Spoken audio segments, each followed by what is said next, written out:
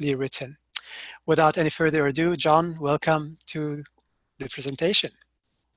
Well, thank you for inviting me. It's a rare opportunity to put Gnosticism and shamanism together. So I'll see what I can contribute on that point. I'm sure you would contribute with a lot. We were very excited to have you here. Thank you for your good work too. So where do we start? I was thinking about it a lot. We have a limited amount of time, as always. And I like to really get to the core at the beginning and then work outward from the core rather than to work our way toward the core. That's Sure. That's more or less a tantric technique. You take it from the top, as they used to say. Mm-hmm. You know, I'm reminded of a claim that I've made over the years, which is that the works of Carlos Castaneda, some of your listeners, some in the audience may know of that body of work, stretching over 30 years. What was it, 11 books? Yeah, I think it was 11. Is, or maybe regarded as, I don't want to get too arrogant here, the warm-up act for planetary Tantra. So there's great consistencies. There are deep consistencies between Castaneda's work, which was kind of a reframing, remake, makeover of shamanism, and what I have developed in planetary Tantra. And I recall something that Castaneda said once, which was that sorcerers, he liked to use the term sorcerers for shaman. I actually like it as well. I like the term sorcerer. It has a kind of a wicked glamour to it, and it kind of scares people a little, which is always fun. Whereas the word shamanism, be advised, begins with the word sham. So he said that the sorcerers have a topic of topics. Do you remember him saying that? Yes, I do. And what is that topic of topics? Predation. He said the topic of topics of all sorcerers is predation. It's a very interesting, not more than interesting, it's a remarkable statement and a profound statement coming from Castaneda. And of course, what he was referring to was the flyers and the psychic entities who are parasitical intruders upon life on Earth, parasitical intruders upon what I call the divine experiment on Earth. In the Sophianic perspective, we are in a divine experiment, and there is a problem with the experiment. There are intruders, these specific intruders. He called them the flyers. Gnostic materials call them the archons. But I would say this to begin and to give our conversation a focal point around which everything can develop. The question of predation is really secondary to the topic of topics today. In my view, and in the view of those in planetary Tantra and in the small circle of people, very small, who are in physical proximity to me, we understand that the topic of topics is power. Now, the reason why Castaneda said that was, it's very understandable that he or Don Juan made that observation, because when you are concerned with power, and this is what I'm going to talk about tonight, it's all about power. Okay? Shamanism is about power. Gnosticism is about power. And there's a third element I want to add as we set up this, frame this conversation. But if you are dedicated to power, you want to know what power is and how to handle it, well, naturally, you're going to be deeply interested in anything that will interfere with your power. So it makes sense that in his day and age, going back to the 60s and 70s, Castaneda said predation was the topic, because that's an interference in our power. It's something that takes our power away. But I say that power itself is the main topic. So that's where I'd like to start. I'm completely in love with power. But what does that statement mean? Does it mean I want to have power over other people? Does it mean I want to control people? Does it mean I want to command things upon the face of this world, like money, cars, women? What does it mean? So I want to start out by looking into the mystery of power. And that's also in relation to that mystery, I would place the Gnostic element and the shamanic element. And I would, if you will allow, add a third element. Yes, please. So how does that sound for starters? Excellent. Very rich. So Shakti is the operative term. Shakti. This is a term, you cannot say this term without feeling the thrill of the beauty of what this term means. Shakti is the feminine divine power of the universe. It is the power of manifestation. There's no manifestation in Shiva. Shiva does not manifest, but relies upon his consort, Shakti, to manifest. So those who recognize Shakti are called Shaktas. So I'm a Shakta. And the traditional definition of a Shakta is someone who worships power. So I'm a Shakta, and everything I say tonight comes to you from the perspective of a Shakta. In fact, within that label, I'm putting this label, this badge on myself for the purposes of communication. Okay? Yes. Everything that can be said, that I can say as a Shakta, contains the purpose and method of Gnosticism, the purpose and method of shamanism, and one more element. So Shakta, Shakti are the comprehensive terms. Okay? Yes. This is a conversation about power. It begins about power in the start, it's about power in the middle, and it's about power in the end. And the takeaway is all about power. But the question is, whose power is it? That's the question to ask. Now, some of you out there may say, well, I don't seek power. Well, that's fine. But I do. I can't be more honest with you. I do seek power. I want to have power. But I want to have power in relation to the source of power. So if someone asked me, say, well, John, how do you define shamanism? Or how do you define the Gnostic way of life, the Gnostic practice? I would say it's really simple. In fact, I can give it to you in a rhyme. It's the wedding of force and source. That's what it is.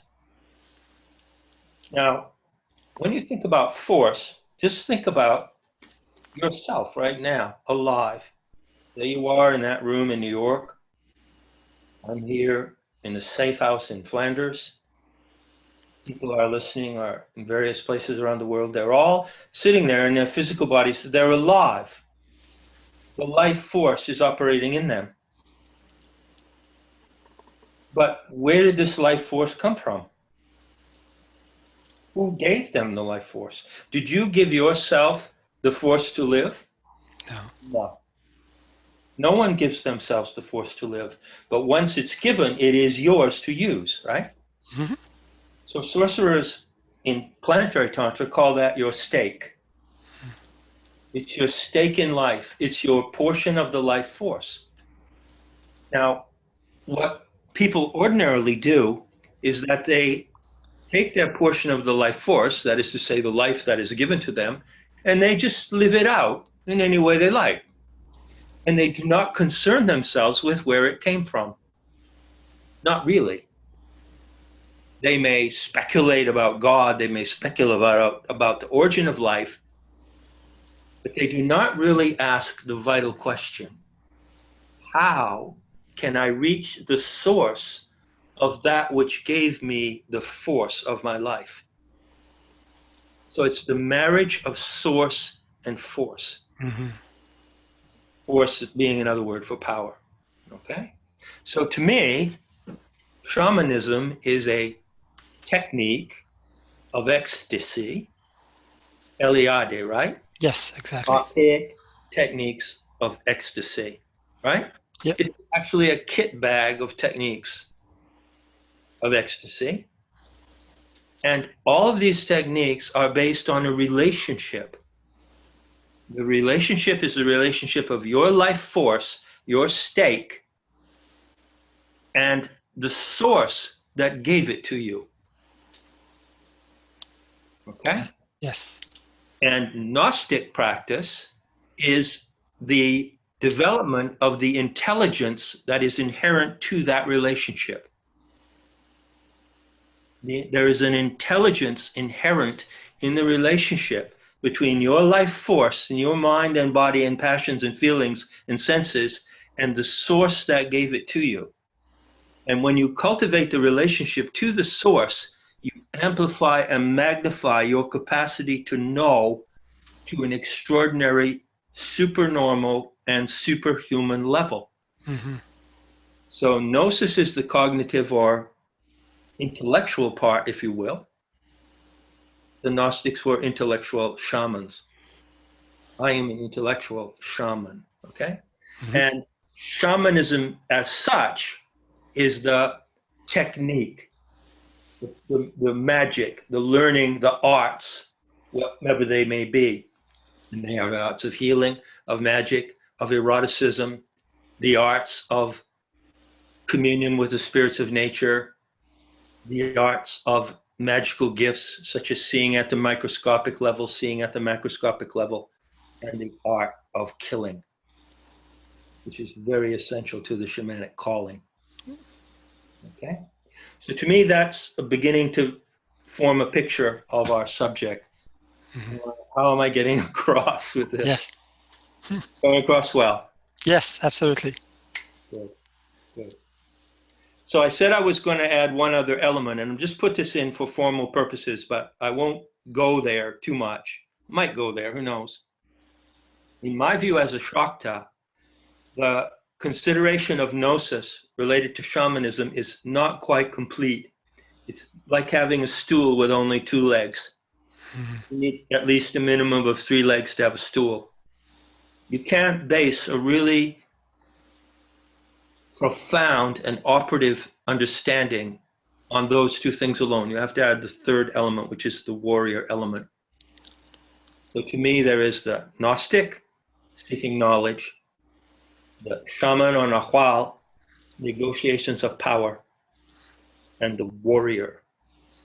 That's the triangle. That's the complete triangle. And that is the integrated circuit of what I teach today and what the people in Planetary Tantra, who are my friends and followers, Mm-hmm. are doing. Yes. Beautiful. May I ask something between parentheses? Don't want to interrupt the flow. No. I've heard you say before, and probably read it somewhere as well, that the Gnostics received their techniques from an ancient Magian order that was around 6000 BC, I believe.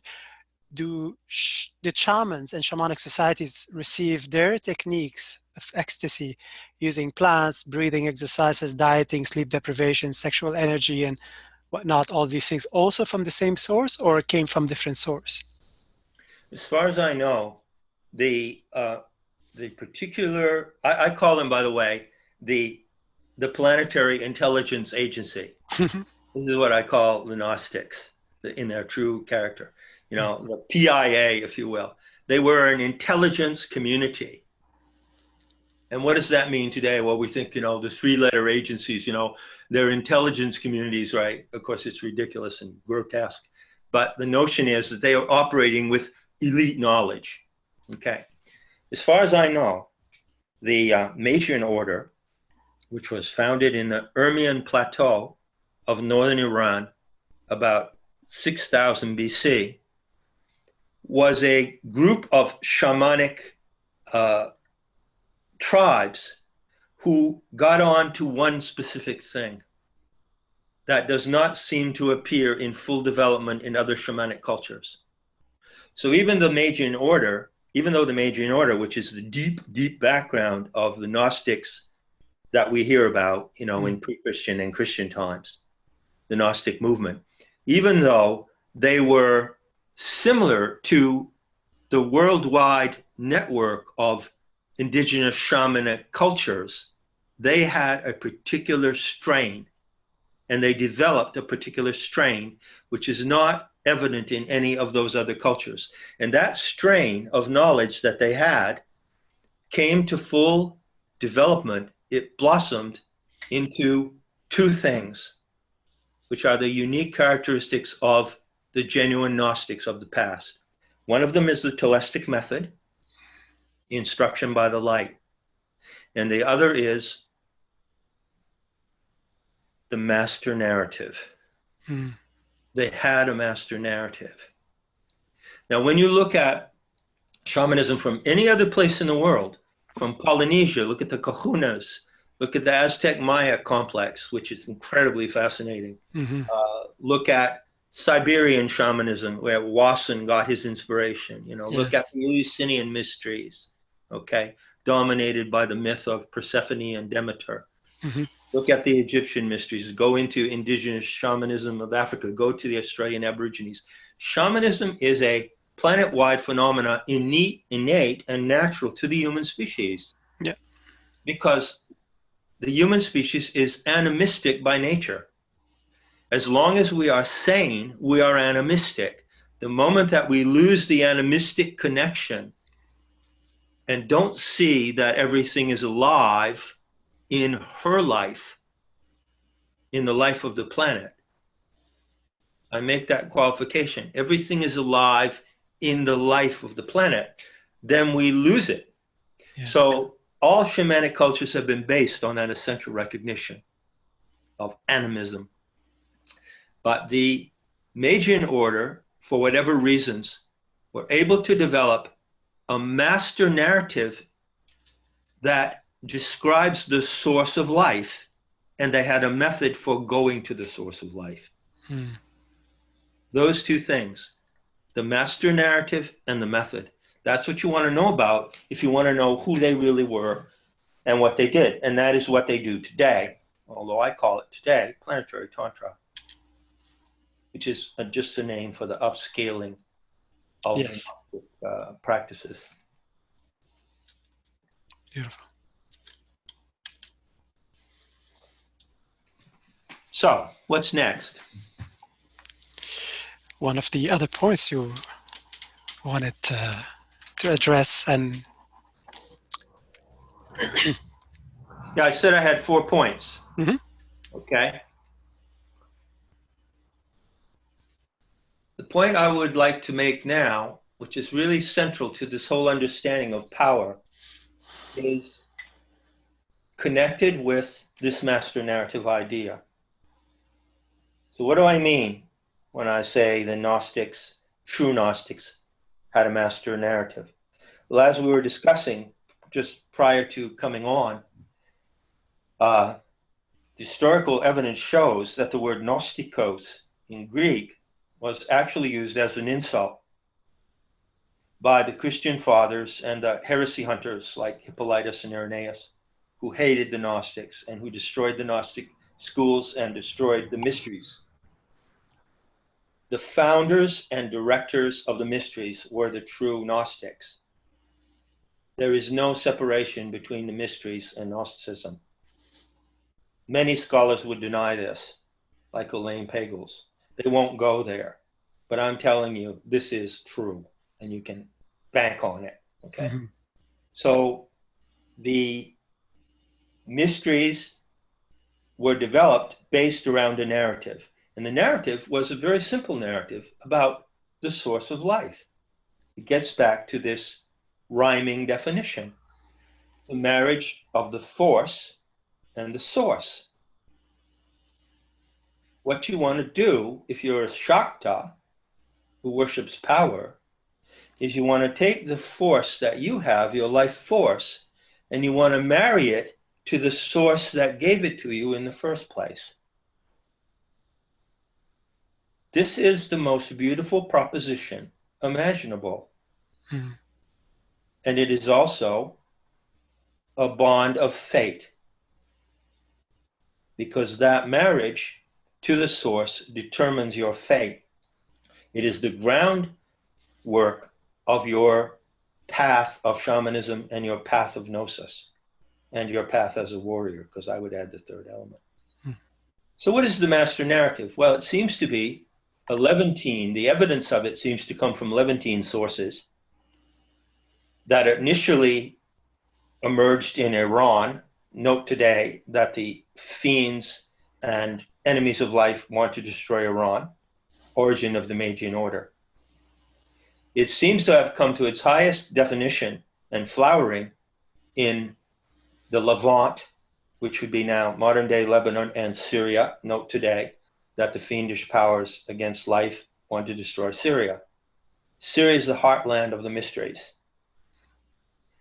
And in their particular elite community, the Gnostics developed a narrative. It's a product of human imagination and a product of their research, their shamanic research, that describes, you name it, the origin of the human species, who designed the human species, how it was designed, where it originated, how it got to be put into the external cosmos so that it could manifest as creatures, where the human genome is embedded in the cosmos, what is the interfering or archontic factor that preys upon the human species so that it cannot pursue its course of development without being constantly harassed by a third party. And how did the earth come to be the setting in which we now find ourselves as one strain of the human species, which can be called Anthropos 10. Mm-hmm. There were 9 experiments with the Anthropos genome previous to ours. So we're called Anthropos 10 in this slang of planetary Tantra. So you have the master narratives called the fallen goddess scenario. You find it in, some people listening to me now may know about it. But if you don't know about it, it's not difficult to find. It's on Metahistory. You can read it in, half an hour? Yeah. 9 episodes, right? Mm-hmm. This is a unique product of the intelligence community of the Gnostics. So you find allusions to it and fragments of it in all other animistic cults where a goddess figure is present, but you do not find the total narrative except in the Gnostic writings. So what I did in Not in His Image was I restored that narrative, which was in very fragmentary and incomplete form. I restored it with great care. Now, I would just point out, by the way, because I like to say this, and it is important, both the Sophianic narrative of the mysteries, which is all about the identity of the earth, that's your source. Don't look any further. If you can't connect with the earth as the source of your life, what the fuck can you connect with? You should pardon my English. So the Sophianic narrative is about the source of your life, and the Telestic method is about how to contact it, her. That information, if you want to call it that, it's a cheap word. That body of knowledge is the most repressed, oppressed, attacked, and defamed topic in all of human history. This is just a fact. Whether you like the Sophianic narrative or not, whether you go along with what I'm saying, and I'm going to tell you what the Telestic method is, and you may not go along with that either. But the fact is that that method and that narrative are the most forbidden elements in all of human experience.